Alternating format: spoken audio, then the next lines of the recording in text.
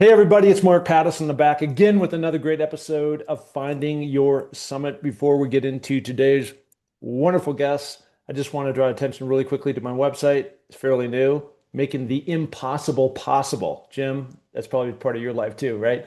There's a lot of new content there, www.markpattisonnfl.com. I'm also doing an event called the Seven Summits Summit. It's going to be here in Sun Valley, Idaho in September.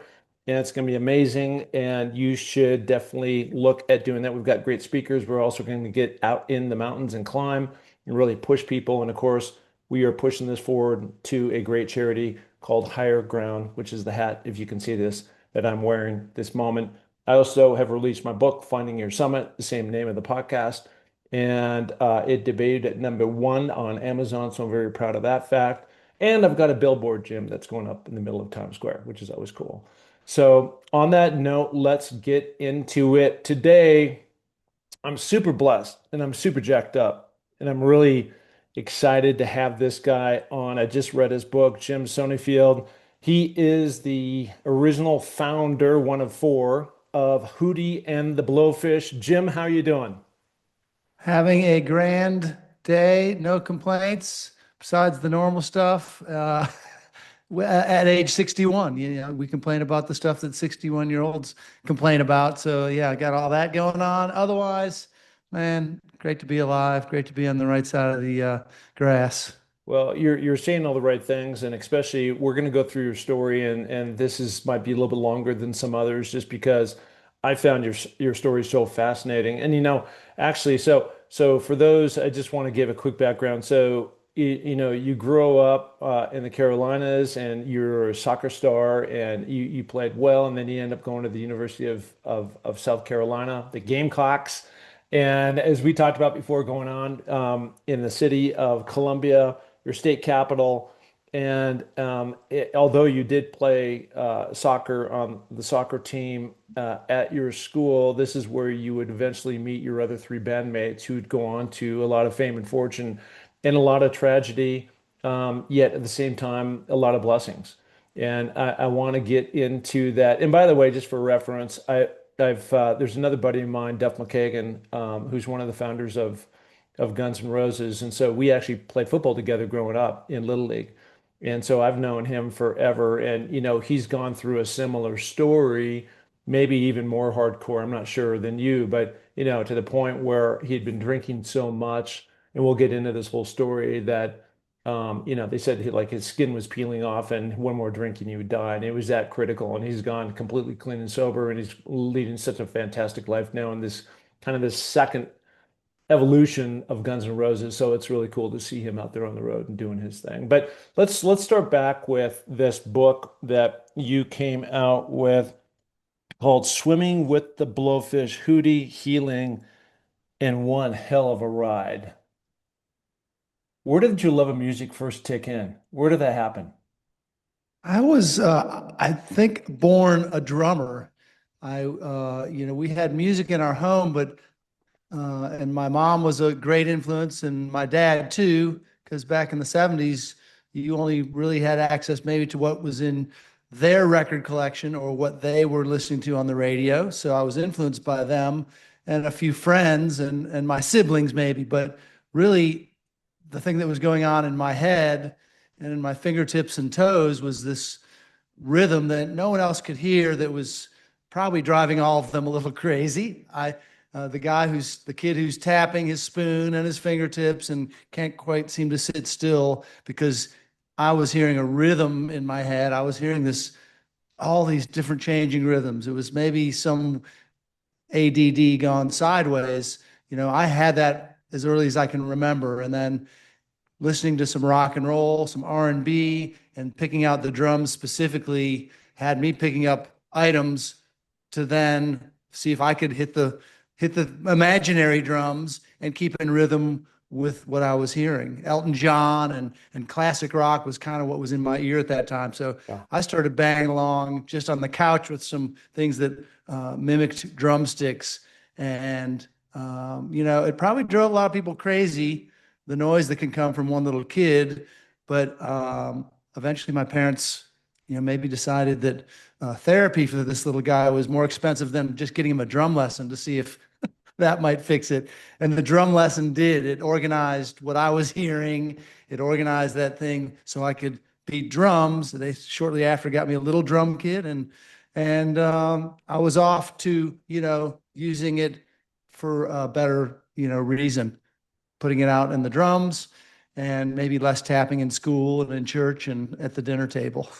One of the things I'm thinking about right now, and I've always heard from this guy, so I don't know anything about drums. I play a bad guitar and that type of thing. I grew up, I had 8 years playing the classical violin. But certainly I wouldn't brag about that because I haven't played those things in years. But one of the guys that I heard growing up, and again, I don't know, have a big baseline, but you would, is Stuart Copeland from the Police, and that the kinds of mixing drum combinations was unique in what he could do beyond what many others could. And I just want to know if like if am I going down the right rabbit hole here on his talent and his ability? Like he's like, they talk about Eddie Van Halen, for example, as there's tons of like great guitarists, but he was just a next level. And so I'm trying to make that sort of comparison since you're in the drum world. Would that be a fair comparison just to say that he was next level?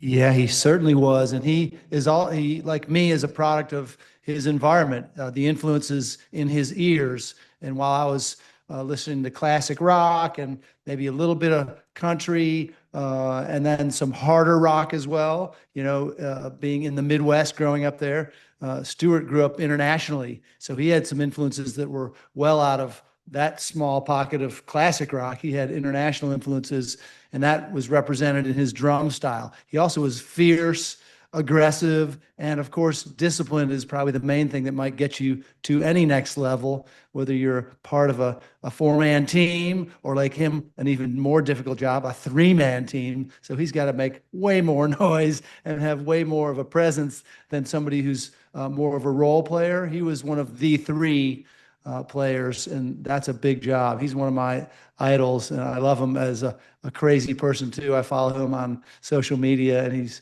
just a nut. I love his profound attitude about life and music and silliness.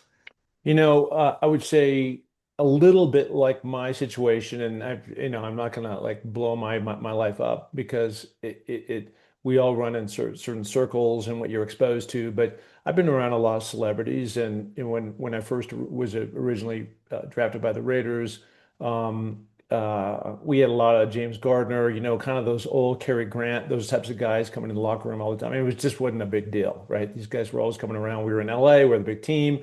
And so that's just what attracted, those types of people. And it certainly wouldn't surprise me if you, over your course and where Hootie and the Blowfish really blew up, became the #1 record. And we'll talk about it a little bit later, but did you run or cross paths with him and Sting, the band? I know those guys have had breakups and get back togethers a few different times, but were you able to ever, meet somebody that you also admired and I'm not going to say looked up to, but certainly respected his talent?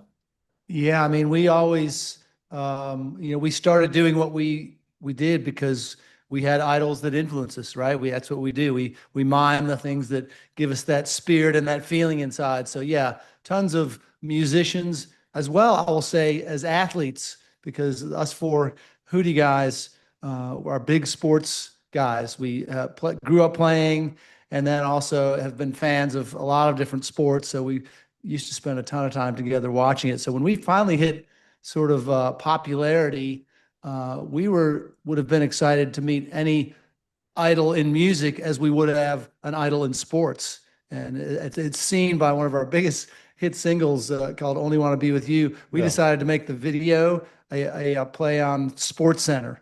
So, it's not like we have our big music idols in our one of our biggest videos. We have Dan Marino Yeah. and we have Jay Haas, the golfer, Yeah. and we're in that mind frame that the people that we love that entertain us, it was musical and it was the entertainment called sports. So we went when we were meeting people at the beginning, it was thrilling. We spent a lot of time as we toured our big tours in locker rooms, hanging out, like going back to meet people. They were impressed to meet us, Yeah.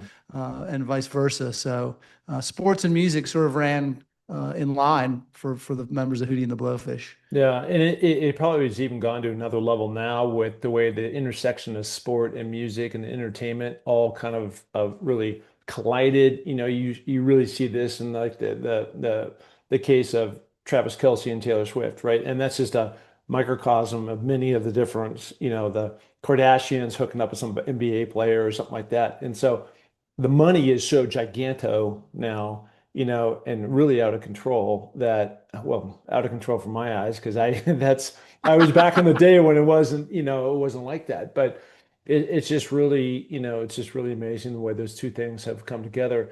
I'm interested in this, in that, and this is for everybody. We're going to talk about these are the hard things, but you were just, it seemed to me like after reading your book from cover to cover, especially in the first half of all your chapters that were there, that you had all this energy. You've got, there's three brothers, I think you're one of three. And so you're always out there playing sports, but you're running hard and you're running fast and all that energy. And then you go on to the University of South Carolina, you're playing soccer and sound like you're a pretty good player. And I'm because I was obviously in sport too, and I went up through that. And there were some people in college and the NFL who just made the wrong choices, and I'm sure they look back on it with regret because it cost them their career. Now, it didn't cost you necessarily your career because you're in music, with transition. But where I want to go to is through the different work you've done over time. Have you ever really isolated that pinpoint um, issue on why you kind of went deep into alcohol, which would really define your story of who you are today? Yeah, I mean, I think the journey was long and slow of self-discovery, and it's funny. You can have big successes, you can have big mistakes, you can go through life, and I have worked with a lot of people through my sort of the 12-step model that saved my life from alcoholism. But it's funny, people can go pretty long into their life without truly knowing what makes them tick. They may know things that satisfy them.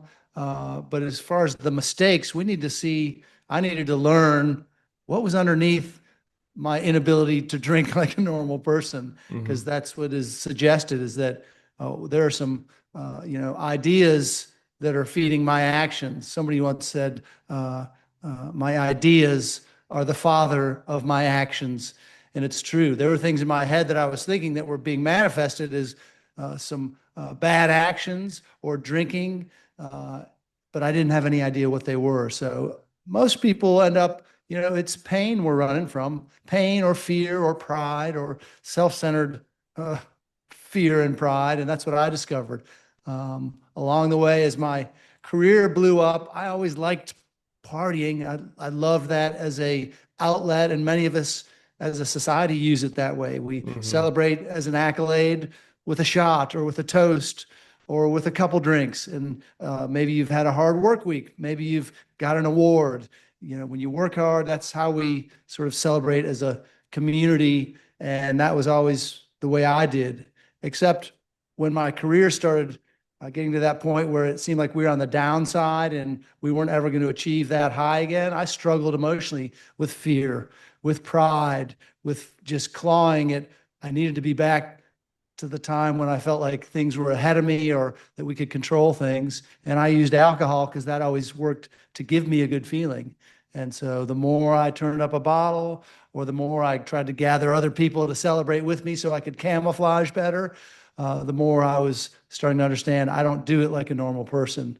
And that was the hard place I had to come to. And like your buddy Duff has to realize to restart, you have to acknowledge I don't do this like a normal person. Yeah. And often that evidence is pretty easy for people outside of us to see, but it's hardest for us as individuals to see. So I finally got there at age 40 and had a big restart to point in a new direction. And thank goodness there were people there to sort of lift me up and help me to heal.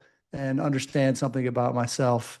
And that was a new beginning for me, a brilliant Well, one. one of the things I always like to really, I say this for myself, and for me, life has become about a life of discipline, and I've had to do that because, you have to shut things down. I mean, I'm so super social, and but I purposely leave, or I only have two beers. That's like my max, and they're light beers. So I just know that I value my mornings more than I do my late nights, and that's something Yeah. that's always. I want to ask you another question because I thought this was really cool, and it just and I want to ask you about this. So early when you were making this your first big album, which was Cracked Rear View, right? Yeah. Yeah. And so now I think it was during that album that you went in and the producer that you're with was a big famous producer, and so now he wants to help add some juice to it, so he brings in David Crosby.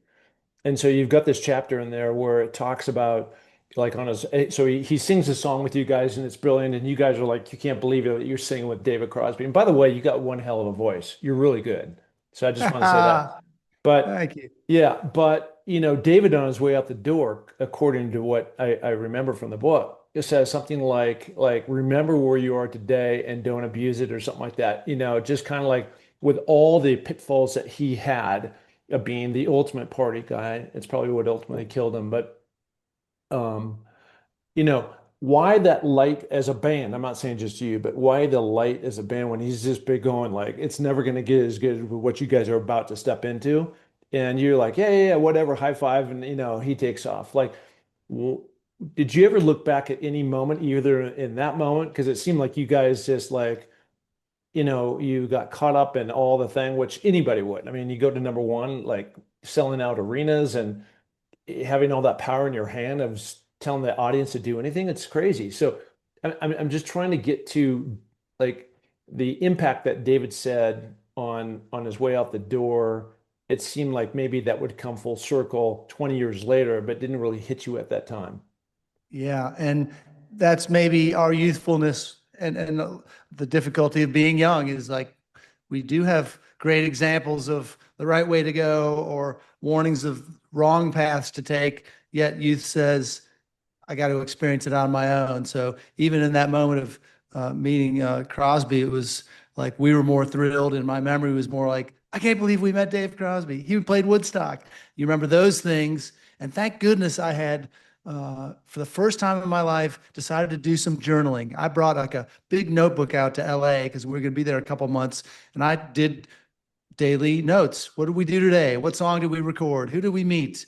And I had written a bunch in there about that interaction with Crosby, which I absolutely would not have remembered otherwise. And that allowed me to write the chapter in the book about what he said, which was just a great warning about, hey, you're a musician because of what is happening in your heart. And don't ever forget that because you're about to enter this thing called the business world Yeah. and it will eat you alive. And that's what he wanted to share with us because he had made some bad choices in his life. He was sober. He had been in jail.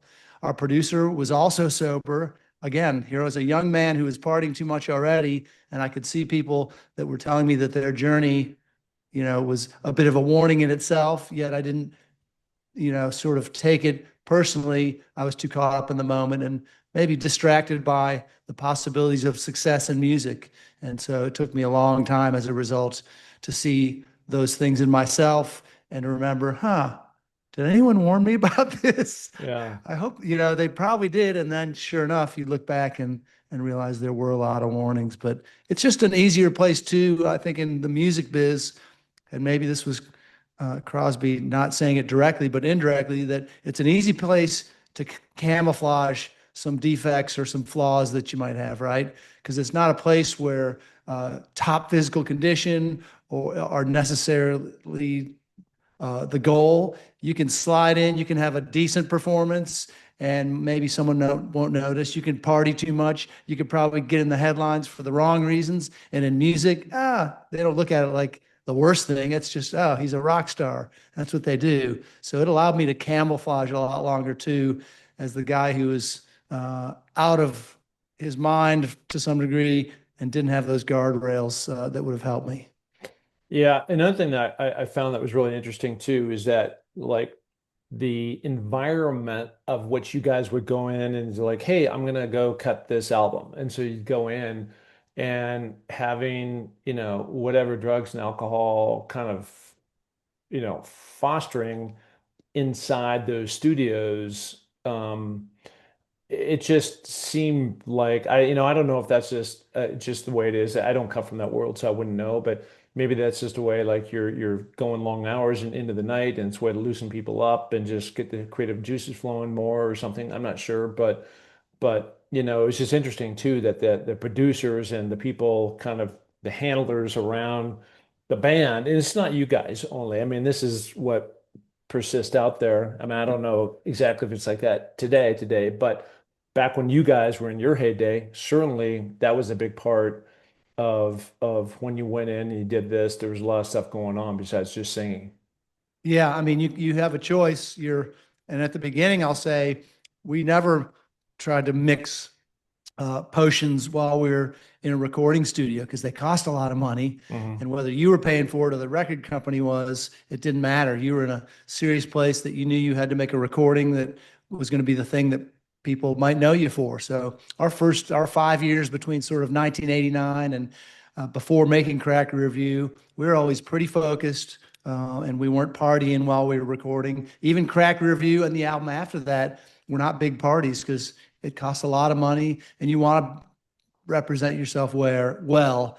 And as we go down the road further, and certainly touring is a different animal altogether. Touring, I mean, when you go to a concert or when there's 15,000 people in a venue, 14,000 of them, it's a big party night. It's their time to party, and it's easy to get caught up in that. And when you're traveling town to town and you have all that sort of sycophantic behavior, no one's really watching to see if you're living a healthy lifestyle. But eventually it starts creeping into a lot of different places of my life, not just the party and the concert and the touring, but bringing it home. And by the 2000, I was starting a new family and really fearful of which direction my career was going. And I couldn't turn off the partying when I came home. And that doesn't match well when you have a little kid and a wife and then another little kid. It becomes pretty messy. And that's usually a place where interventions start or Hmm. consequences or people in your band saying, "Hey, are you okay? We're a little worried about, what you're doing these days." So I finally got there. And even there, I had knowledge that I was not normal, but it took me probably 4 years to ask for help. It's an insane thing about our humanity is like maybe sometimes the hardest thing to do is to say, I surrender. I can't do this on my own. I need someone else's help. It's such a blow to your pride and ego that I waited a long time. Well, I think like a lot of things, people like I'm not a motivational speaker. I might inspire a person or two, but at the end of the day, it has to come within that person to want to. In a Yeah. lot of cases, I'm talking like losing weight or setting new goals, and that's a lot of the reasons why they set some new goal at the beginning of the year, and 3 minutes later, it's out the window on whatever they're doing, right? And that's just, the human brain has to get to that threshold, and only that person will tell you when that threshold is gonna show up. Let me ask you about this, which is how the hell do you write a hit song? Because I'm still waiting to write a hit song called Finding Your Summit, okay? And I think Oh, I'm pretty sure I got it in me, but you were you created the song "Hold My Hand," which turned out to be one of Hootie and the Blowfish biggest songs. It might have been the first one, that you happened to bring to the table. And like and you talk about in the book about how like ideas, like in this case, I'm not sure if it took you 20 minutes to write or what it was, but literally just kind of flowed out of you and onto a piece of paper and on the music on with your guitar. And I'm just wondering, like, how does that happen? How I like guys like Paul McCartney and others, who are really prolific and they come up with all these songs. It's really amazing to me how that works. it is a blessing to have a song, even one song that you can influence people with and inspire them with. I mean, that's again why we started writing songs because we were fans of music. It gave us that certain feeling. So when I first started to think I might want to put some feelings down on paper and start strumming some chords with the guitar or piano. There wasn't a lot of good, memorable, catchy stuff coming out for a while. Like a sport or a skill like that, it does take some practice, but you can get a little lucky too. It's art. It's not like sport in in every way. Art is funny. Something sincere or true, even in its basic form, can inspire others, can emotionally touch others. Some of the simplest songs in the world become the most catchy ones because of that same reason. And so, somewhere in the ether, something happens where your honest rhymes and maybe some melodic changes and authenticity just have a possibility of affecting somebody else in a unique way. And so I'd been doing it a few years when the song Hold My Hand sort of came across my fingertips and the lyrics came out of my brain. It was something I was feeling at the time. And they came out at the same time, and that hadn't happened yet for me. And what also was interesting is that, within a few months, I was joining Hootie and the Blowfish. So I had this song I was proud of. So let's say timing also has to do with a Mhm. success of a song. In my high school gymnasium, there was a sign that said, luck is where preparation meets opportunity. Oh, And though I didn't really understand that as a young guy, it made sense to me when things like me writing Hold My Hand is followed by a month or two later joining Hootie and the Blowfish, who want to write their own music. And then we trudge our road. Luck happens again when we get signed by Atlantic Records, and they'd broken Crosby, Stills, and Nash. They'd broken Aretha Franklin, Led Zeppelin. They were a big company, and someone saw us. The timing was right. We'd prepared, and both were happening at the same time. Again, with David Letterman.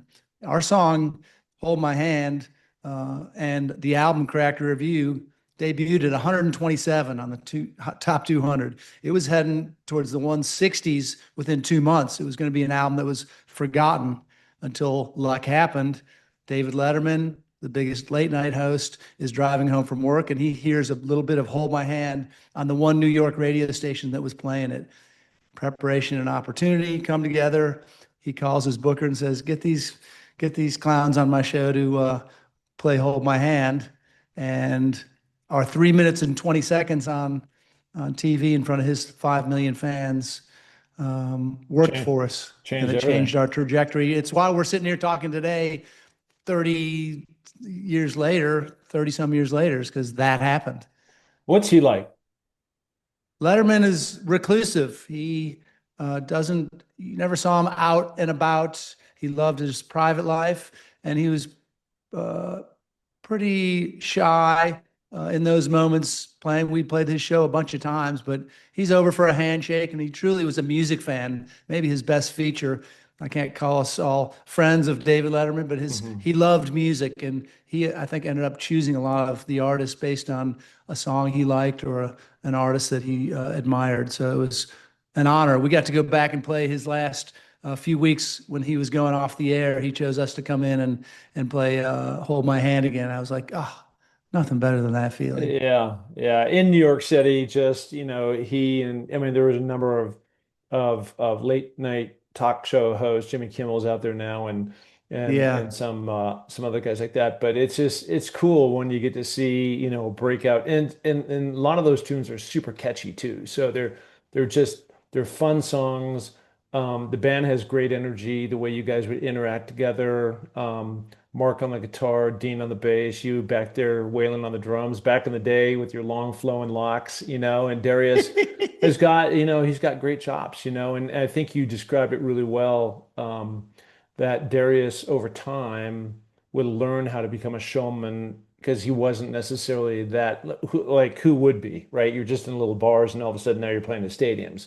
So it was just cool how you guys all evolved to come a lot closer as a band. Yeah, I mean that's what the years of toiling, they call it paying your dues in music, and you play clubs and you get out in front of somebody or sometimes nobody, and you learn to build an integrity and hone your craft and work an audience. And back before streaming and the internet, that was the only way. The only pathway was to go write some songs, rehearse them, and bring them out in your van to different cities or campuses for people to hear them.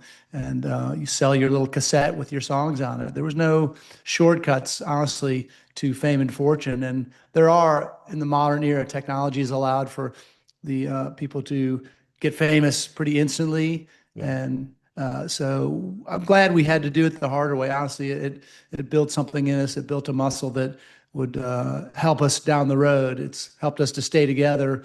And mostly being in a rock band is survival after a while. Bands that get to stay together for 20 or over 30 years, or like Hootie and the Blowfish, our 40th year, that's an amazing skill in itself to actually stay together. Yeah, that's absolutely amazing. Okay, so we're talking about David Letterman, and that is really what blew you guys up in a big way in terms of national exposure.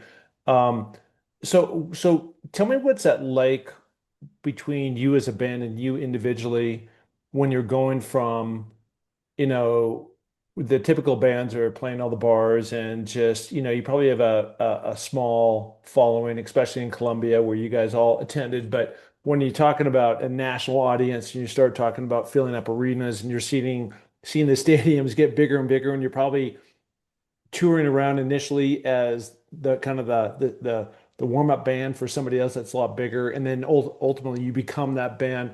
What was that like in terms of going from that and all the pressure that was coming in and just the celebrity and fame? Like, how did you handle that? Well, I think, the trajectory from in the clubs, we had day jobs for a few years, and then we were eventually able to quit them because our fan base in the Southeast was really growing. We worked hard, we had a manager, we were doing all the right things to be wise and work hard and just try and write great songs and not be lazy. And so I think by the time we got signed to Atlantic, we felt like we were signable. We were a band that had worked hard and proved that we could organize ourselves, and so getting signed didn't seem so surprising. And then there's never a guarantee that your record company will manage to get you on radio. So getting on radio and then Letterman's help was pretty amazing. That was like, that's really great luck, or it's the work of Atlantic Records. And so that felt great, but it got real fast after that. We had been playing, we could probably fill a room on the East Coast with 600 people from Florida to New York for the most part. And suddenly we got signed up to do a couple opening slots way out of our region. So we got to go to the Midwest and open up for Big Head Todd and the Monsters, another band with a great name. Yeah. We had signed up to do a tour opening up for our idols, which were called Toad the Wet Sprocket, Yeah. another great name. Yeah. And that took us to the Midwest and the Far West. And what we didn't see happening at the time, while we were super enjoying being the opening band and you have fewer responsibilities, you're trying to do some press, you're trying to encourage radio in each market. But what was happening was the record buying audience was massively growing, and we were seeing some sales reports, but still none of that was as meaningful as being out on the tour with Toad the Wet Sprocket. So by the time that tour is about halfway or two-thirds of the way through, we are like surpassing all expectations, and they're now planning, we're going to go headline amphitheaters, because at the time we were opening for another band in theaters that held a couple thousand people. And while we thought that was a great trajectory, the record company and the record industry knew exactly where we were going. We were, going to hit this crescendo. So by the summer of '95, that was the summer of Hootie, and yeah, some adjustments. It's suddenly you're not prepared you need a crew of like 30 people. We have a couple people on our crew and we drive around in a van. And now suddenly we need to put together an amphitheater show. So there's a lot of work, a lot of meetings, a lot of stressors, but mostly the fun and the fact that you're living your dreams, and your album by May of '95 is going #1 for the first time ever. You're just pinching yourself. You're none of the other peripheral things worry you in the least, because you assume they're going to happen somehow, or you'll pay somebody to do them. And it's all good. I mean, it's like to go, we got to start going to Europe, and you get a lot of people taking your pictures. You get a lot of people serving you. And that means also a lot of yes men often. And that's not always the healthy thing when you're not paying attention to everything. So by the end of that run, we're having to decide if we're going to make a new record. Suddenly we're not on the same page. Some of us want to make a new record real quick and get the sophomore jinx over with. Some of us don't. The record company has another idea. Our manager has another idea. And for the first time in our careers, there are questions that we're not agreeing on. And that was the biggest thing to face. And I don't know that we did it well. We're still together, so I guess we did it well enough. But we had never been faced with these big questions and disagreements. And suddenly, looking back to try and make your second record, oh, that's where all the trouble begins. Everybody's got a little money. Everyone's maybe starting more serious relationships, thinking about even families, and the pressure of repeating that cracked rear view is pretty big. I mean, Yeah. we know how to write songs, but could luck happen again? Is it going to happen again? Because you see a lot of bands, and if you pay attention and look back in history, they call them one-hit wonders.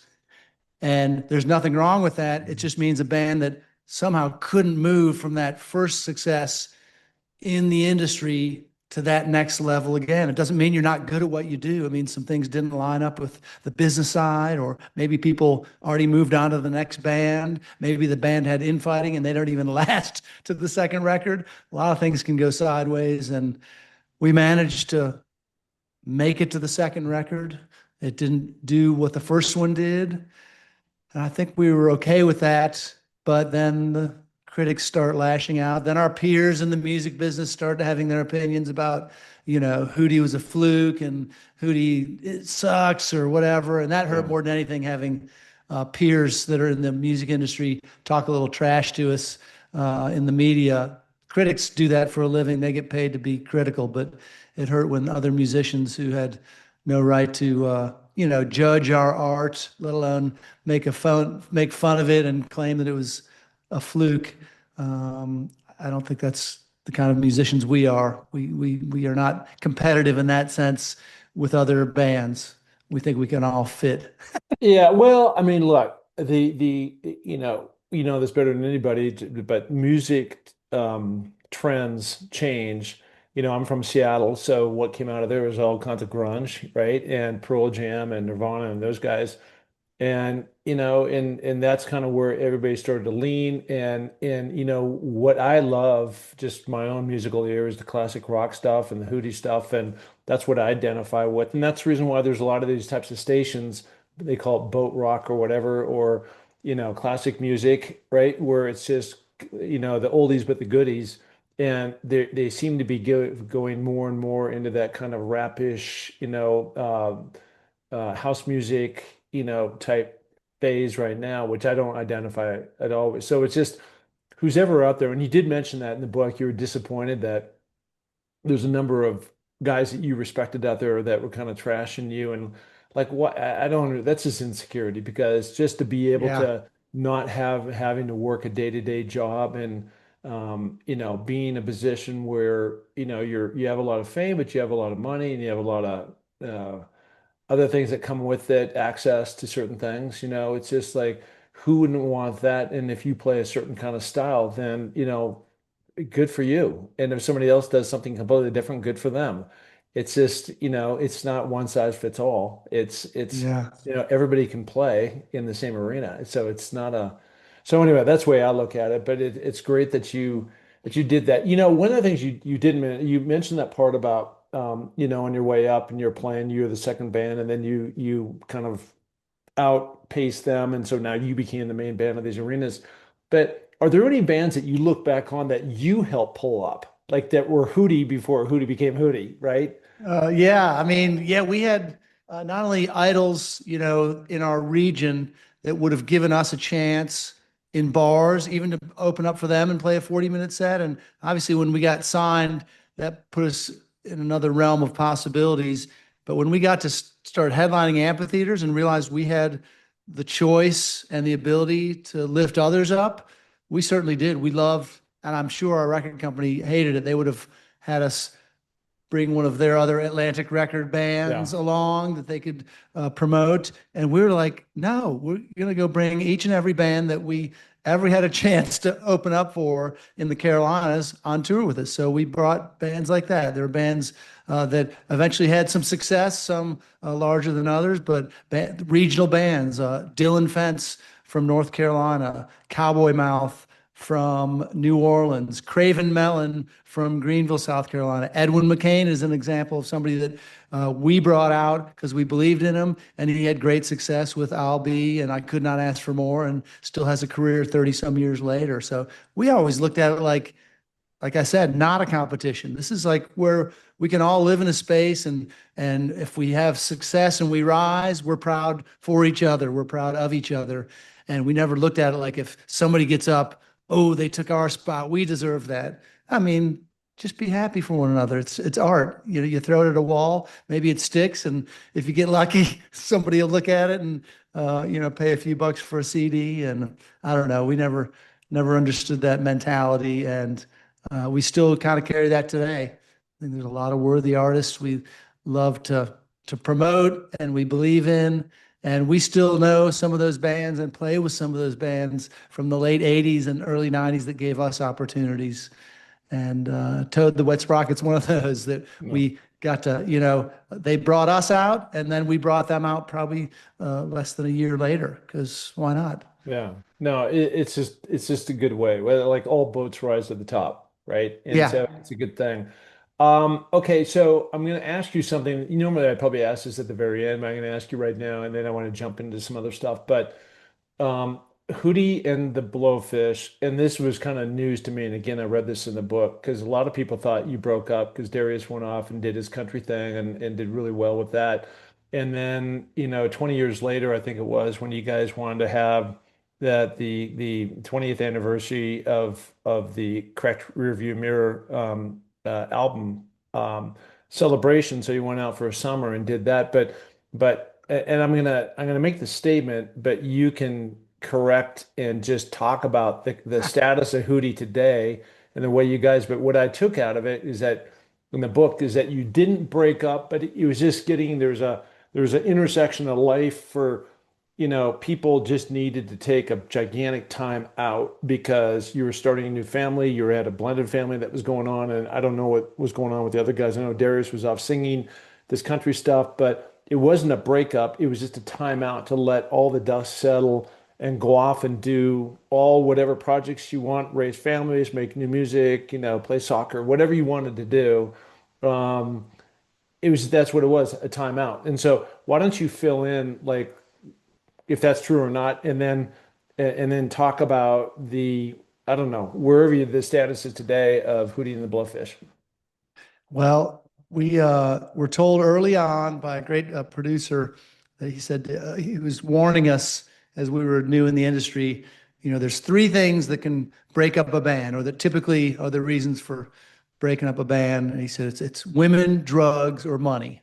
Yeah. And I've seen that to be true over Yeah. 30 some years. Yeah, it's one of those or all of those that can do it. And we managed, after our success, and then as the 2000s roll around, dealing with some personal issues in all of our lives.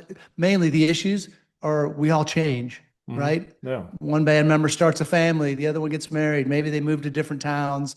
These things are all really challenging to band members who used to live in a van together practically, or Yeah. share a couple small apartments. When you're sort of single purposed, it's the easiest team ever to be on. But as you grow older and times change and expectations change and people have done different things with their money and their idea of what they want to write is different than the next guy in the band, it's hard as hell to Yeah. to stick it out. And so by 2005, I get clean and sober. And that's a little bit of a challenge. We were always the sort of four musketeers of partying. We partied together, we went everywhere together, and suddenly I had to drop out of that to a large degree. And I spent a few years as we searched for our way. Could we reclaim our fame? We lost our record company. Radio didn't want to play our new music.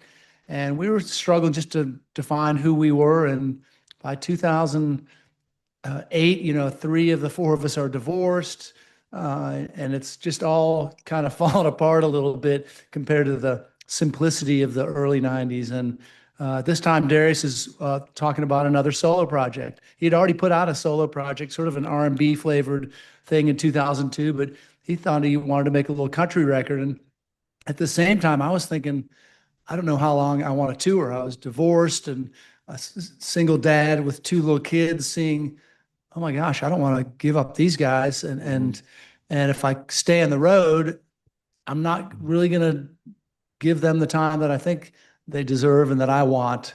And so these things sort of happen at the same time. Darius is putting out an inconsequential effort, a country record, and he nor nobody else thinks it's going to be a breakthrough record. And I'm also, right before that happens, coming to the band to say, hey guys, I'm not so sure about touring. I don't know about all the shows we're doing. Maybe we all need a break. Maybe we need to maybe just chill out and reset. And Darius was obviously going to want to spend some time working that country record. Well, two crazy things happened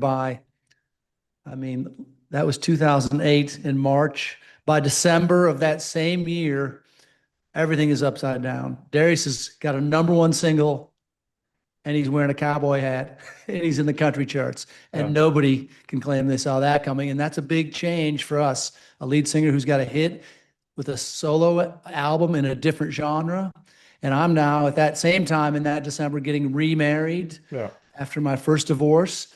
But I'm not just marrying anybody. I'm marrying someone I've fallen deeply in love with in a short period, who happened to have been married to our guitarist previously. It's insane. And so these two things are flipping the script on Hootie and the Blowfish. And so we end up saying, hey, well, we'd already sort of said, let's pull back. And now it makes even more sense that the pullback is just to everybody get used to their new roles. A singer who is about to start a legitimately hugely successful career that Hootie hadn't really seen in a decade. We hadn't had sales like he was about to have. And I was getting in a new marriage, and now 5 kids, 3 stepkids and 2 kids. We were like, this will be the last tour until we feel like touring again. Mm-hmm. So we had decided that probably by, midsummer. And yeah, it's facing change that is the biggest thing for a band to survive in the long term. And that is different. Going back to the sports thing, it is hard for an athlete coming out of one main sport with an aging body or a broken body to face that reality. And we had a similar thing. We weren't the biggest new band. We were an old band, wondering if we would ever get back to the old times and the big sales and the big venues.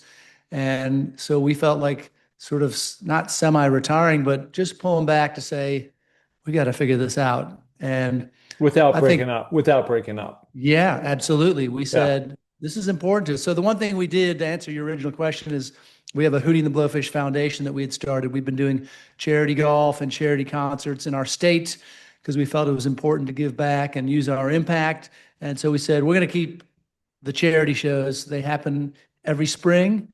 And we said, we'll keep those. And then Darius can tour as much as he wants. We'll all learn what being off feels like. And so we did that. And one year became another year. Suddenly it's 2009. Darius has got a hit record, multiple number one singles. 2010 rolls around, 2011. Eventually, he's got a Grammy Award with one of the biggest country songs in the last 20 years, whose name is escaping me right now. The song that... Wagon Wheel? Is that the one? Thank you. That one, I can't believe I can't think of that. Yeah. It's in my head. But yeah, so it continues to change. And, at some point, we do our 2 or 3 shows in the spring for the charity. It felt great. I supported Darius's career. I just loved that he had success and redefined himself in a very difficult way. Not only a rock guy going into his country genre, but a man of color going into the country world and having the biggest success ever. I loved it. And honestly, the more time he spent out there being successful, it sort of signified that I would have the time I wanted in our big, complicated new family. So So we got about, yeah, so where are you today with all that? So yeah, so is it that still, was, if you go from his album release and my second marriage at the end of 2008, we spent 10 years in that mode. So we got to 2000, basically 19 and decided, let's, pull the wagons out. It's the anniversary of the, release of Cracked Rear View, more than a couple decades earlier. And we'll test the audience. We've starved them for a decade. Let's see who's out there. And it blew our minds. We thought we'd maybe be going out and playing to, I don't know, 5 or 10,000 people. And we were putting 16, 18, 20, 24,000 people in my hometown gig in Chicago, Illinois. Mhm, It blew us away, and it helped ask or answer the question, would we ever have a chance at success again? mhm. Because radio wasn't coming back. They played all of our old hits, and that's great. But it's going out and selling tickets and T-shirts and hats that money you can put in the bank. And so it was tremendous to have that happen. And we were really lucky because it was our, let's say, that was 2019. What was that? The 25th anniversary of Cracked Review. And we did an incredible tour that was rose high above our expectations and worked a new album until the end of the year. And people had said, you should go out and do dates in the winter or the spring or do it again. And we're like, no, let's just be happy with what we did. And what happens 3 months later? COVID. And anybody that had wanted to tour that year, they got blown out because Yeah. all the venues shut. So we were real lucky to have our big anniversary year happen in 2019. And we sort of got through COVID like everybody, and we pulled out the wagons again in 2024 and did that same thing again. We're playing amphitheaters again, just like 2019, and the crowds came out huge, and it just felt so good to know that it wasn't just a mirage that happened in the mid 90s. It was real, and the fans continue to enjoy our music. They moved from cassettes to compact discs to downloads to streaming, and our streaming numbers have continued at an incredible pace, showing that people do really like Hootie and the Blowfish. And sometimes you might look back and think it was just a moment in time, but it's been able to be something that we've gotten to live and support our careers for a long time. And do you have something coming up in the summer of 2026? No, in the summer of 2026, I'll be watching as many World Cup soccer games as I can Okay. Yeah, I know you're a across big our soccer country. fan. Yeah, Yeah, yeah. Darius will be Okay. touring. He does a tour every summer, and we'll wait for our next Hootie opportunity.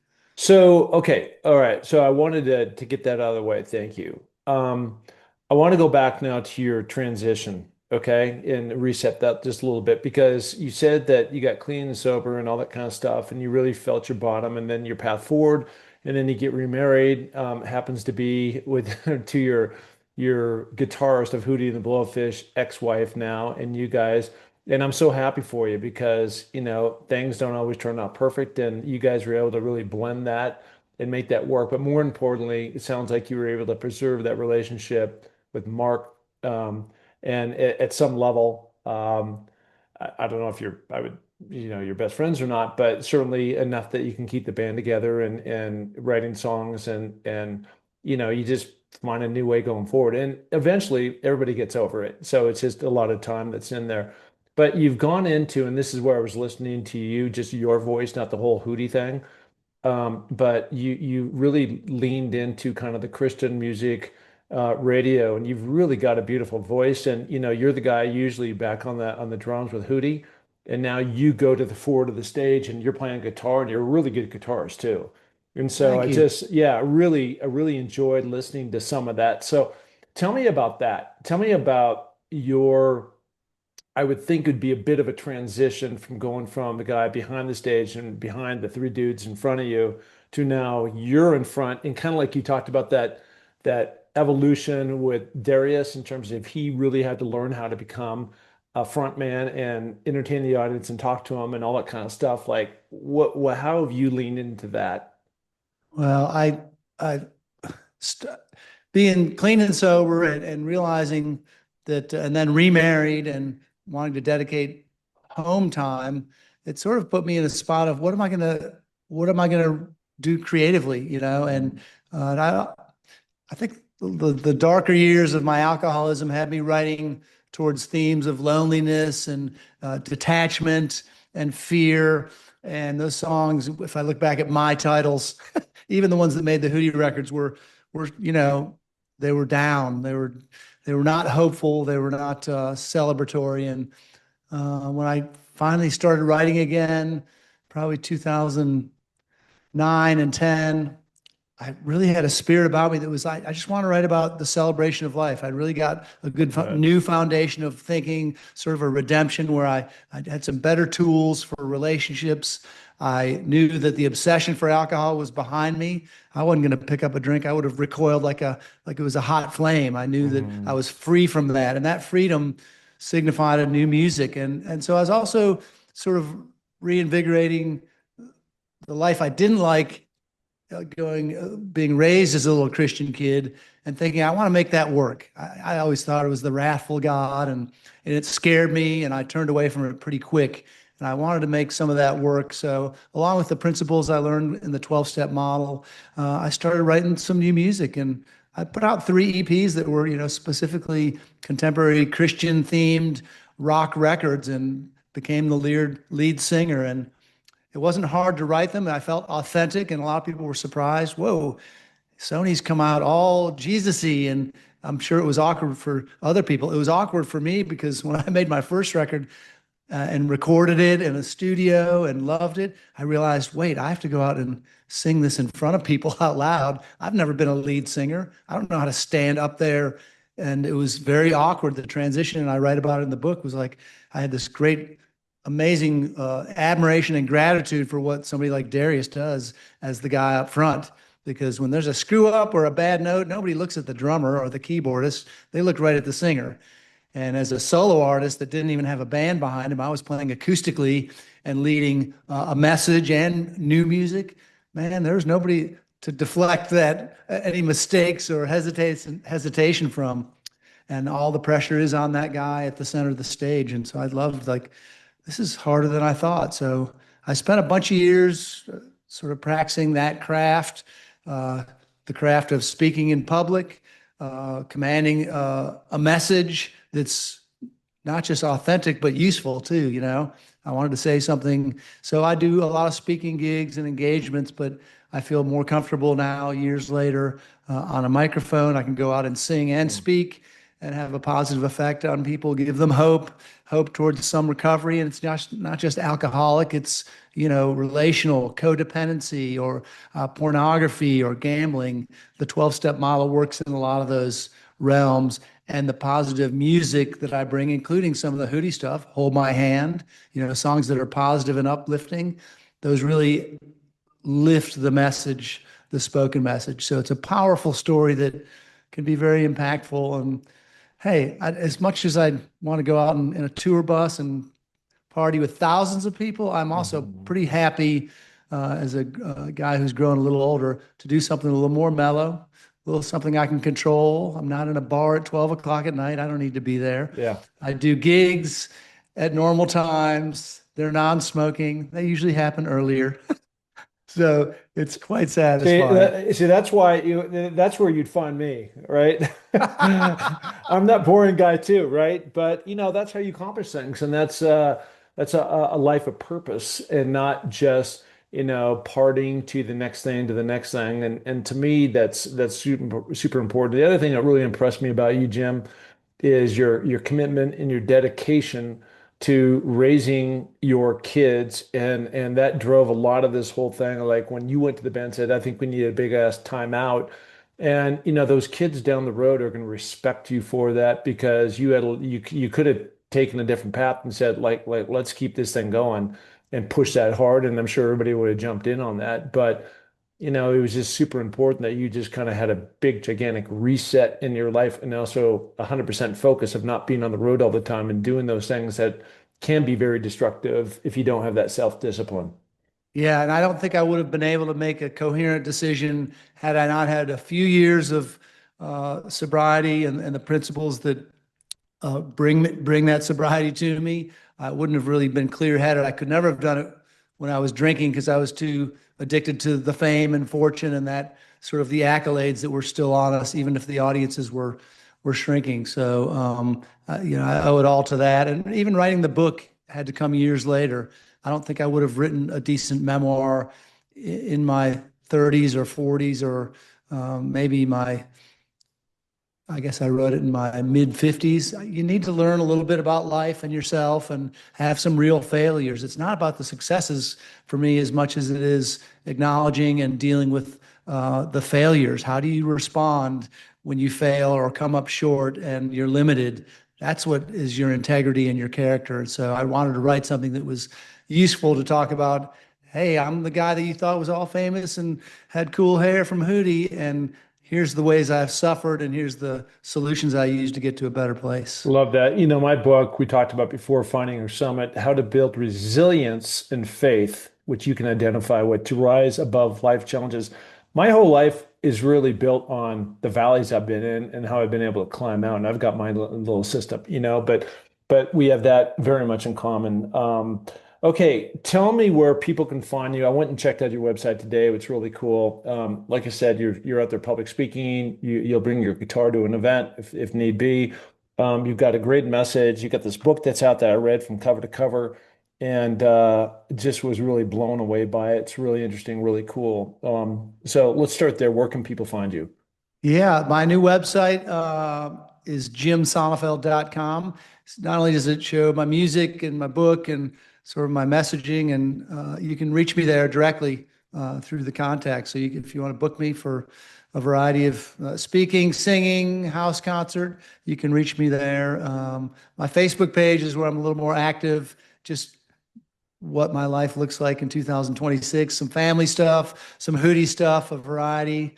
And you can get linked into that from my website. And if you're interested in a big speaking gig, if you probably hit Jim Sonefeld speaker, I bet you could find me on a couple different agencies in the United States that would be happy to book you as well. Trying to do some corporate stuff and try and get on podcasts. Thanks for having me, Mark. This has been tremendous to talk and interact with someone who's been through similar versions of this journey, right? We Yeah. we have summits, we have valleys, and we're just trying to stay up as high as we can, where the air is clear and the view is good, right? I love it, love it, love it. All right, everybody. Well, Jim, again, thanks so much for coming on.